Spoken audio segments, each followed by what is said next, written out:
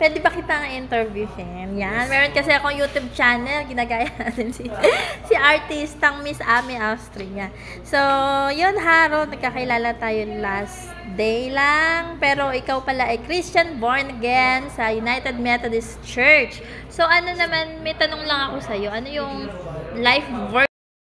Kasi ang pinaka-life verse ko po is yung Philippians 4:13. Which is, I can do all things through Christ who strengthens me. Kasi po minsan nagkakaroon po tayo ng times na parang hindi natin kaya. Pero pagkasama natin si Lord, lagi nating makakaya.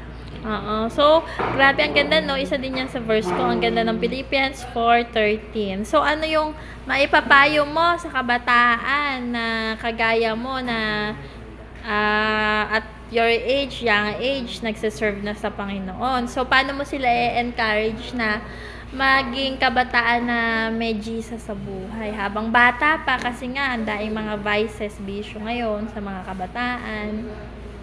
Yes po, pinagdaanan ko din po yung malayo kay Christ, yung mafe-feel mo talaga na parang miserable yung buhay mo pag wala siya, yung mga problema bigla-bigla dumadating na hindi ka prepared.